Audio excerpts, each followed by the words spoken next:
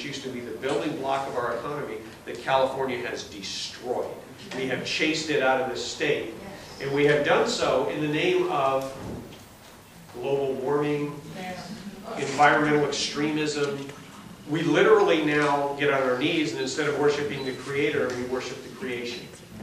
And we think, in our own way, somehow, that we can literally turn around the forces of nature that God put into place.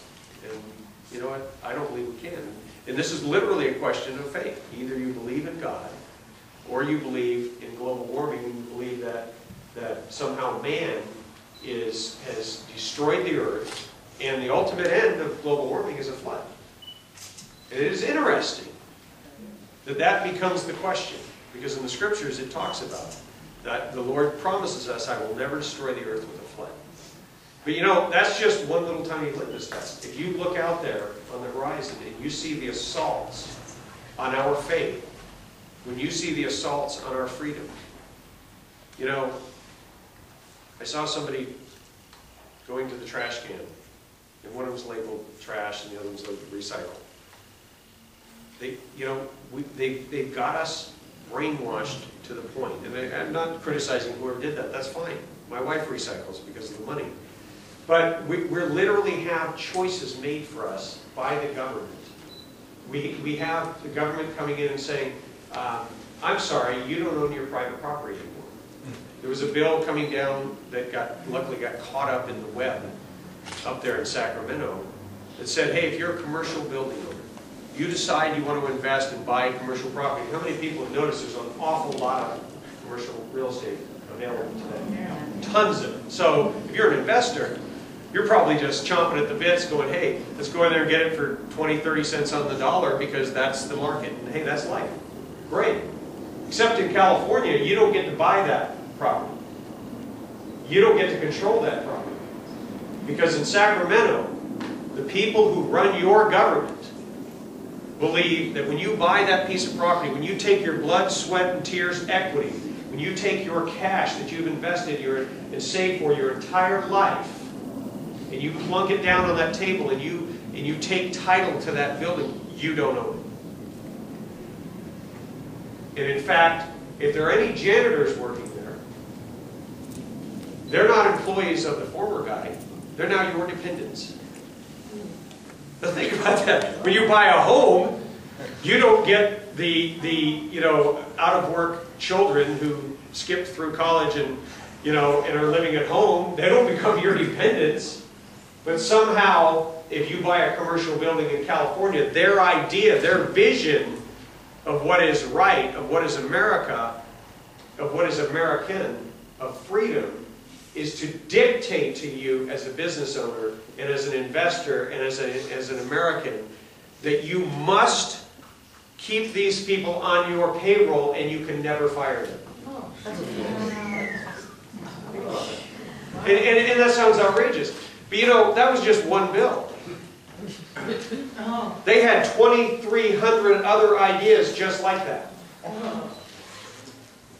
And a lot of them passed. They had ideas banning local governments from banning PLAs. You're probably going, what the heck's a PLA? Project Labor Agreement. Let me tell you about that. I was at a meeting yesterday in Victorville. In Victorville, they want to build a solar, big, huge installation of solar panels for green energy, right? Everybody has been told that is an amazing, wonderful thing that we should have. Now, I'm totally in favor of that when it's done with private money. And in this case, it's all private money. These guys are making an investment. They bought the property. Little did they know that there were these little turtles. But they're not turtles. They're called tortoises. Because when you call them tortoises, now they're endangered and they're protected. And these little tortoises became the occasion for lawsuits under what's called CEQA. CEQA is the California Environmental Quality Act. And so here's the deal. The unions came and did the lawsuit. And they said, we have 109 objections to your project. And then they said, we'd like a meeting with you. So they came in my friend's office. And they said, by the way, if you agree to hire 450 of our union employees and pay us a $400,000 bribe to our political action committee, it's a legal bribe. If you're willing to do all of that, then we're okay with your project. The 109 objections just vanished like that. So 450 people drove past unemployed people in a district, my district, that has a 28% unemployment rate.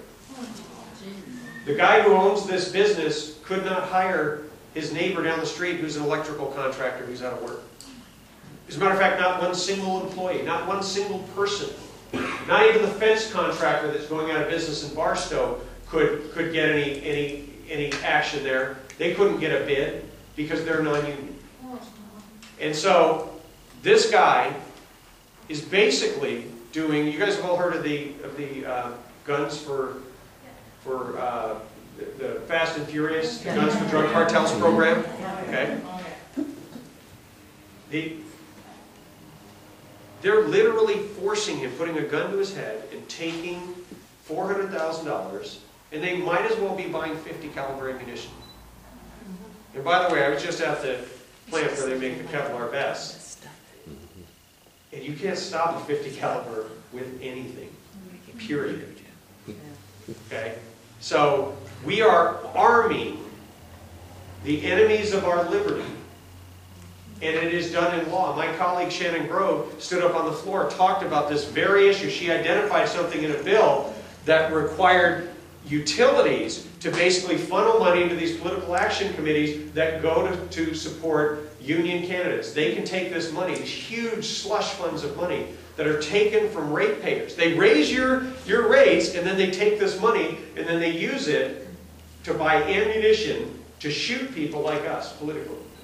They ran an ad campaign against myself and Shannon, I don't know about Brian, but Mike Morrell and a couple of us others. They probably spent $400,000 in my district. In my district, trying to do a recall campaign against me because I stood up and dared to tell the truth.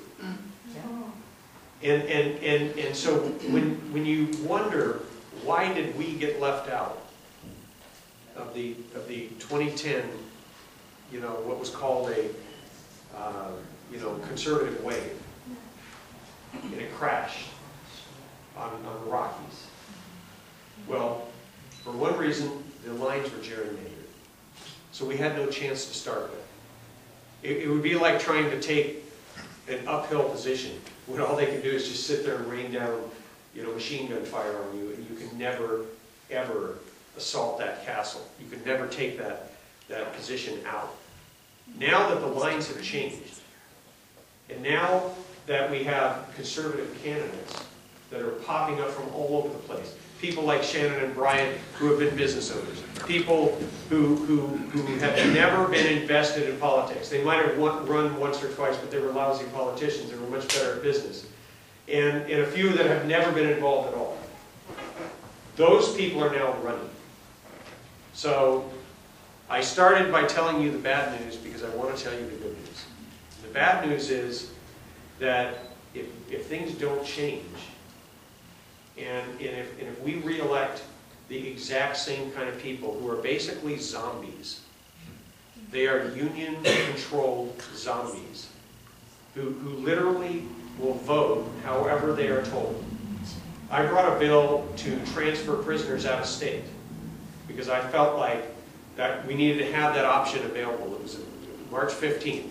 I read a bill called AB 175 to simply extend the ability of the state of California to transfer prisoners out of state, where, by the way, we can incarcerate them for half the price.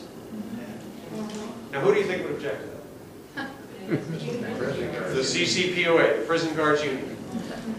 So they had a couple of shills who were doing their bidding up there, and one lady said, well, just because we pay $53,000 a year here, and they can do it for 26, you're not factoring in the cost of transport.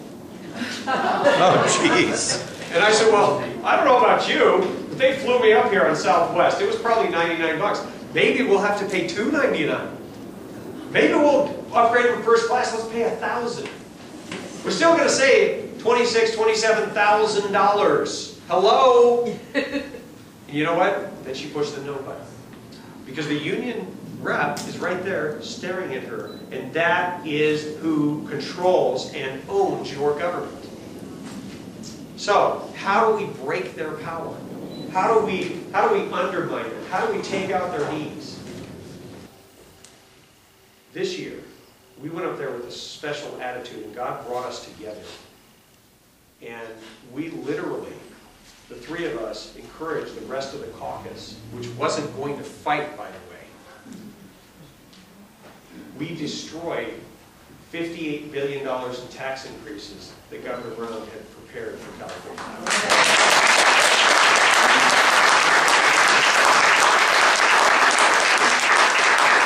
And when we got a taste for victory, it begat more victory.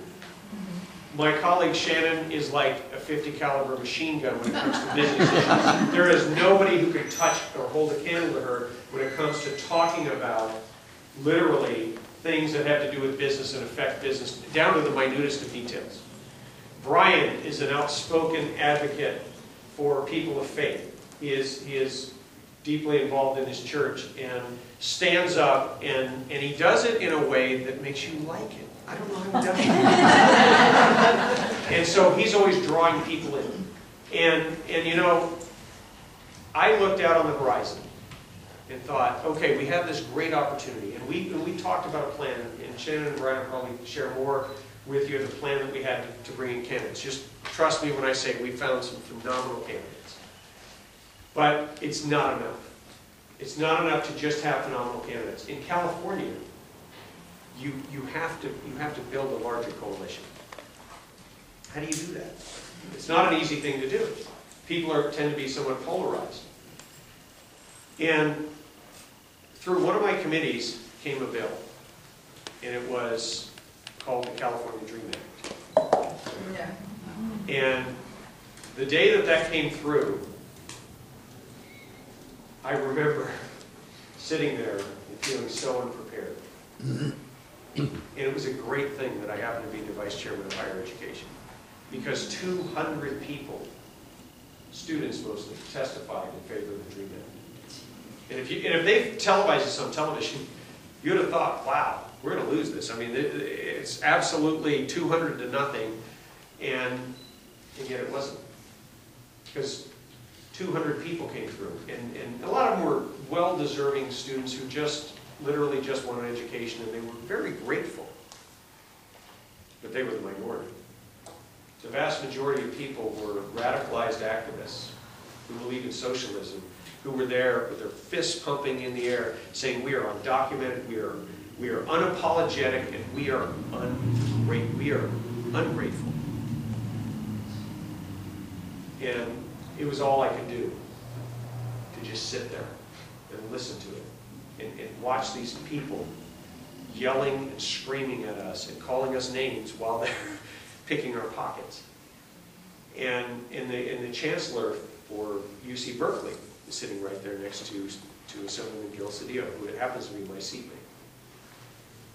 And at the very end of all of that, I thought maybe they'll let us say something or object or something. And they said, are there any witnesses in opposition? And my wife had planned to stand up in opposition. And I have to admit, I got a little nervous, and I sent her a text. I go, honey, it's okay. You don't have to stand up. You know what? Thank God she did. Because when she stood up and she talked about her grandfather, who was an illegal immigrant, who came here the right way, who desired and sacrificed to become an American, and he paid for his kids to go through college. You could have heard a pin drop. The chancellor for Berkeley turned to Gil Cedillo, and I can read his mouth. He said, "Oh my gosh, that took courage." And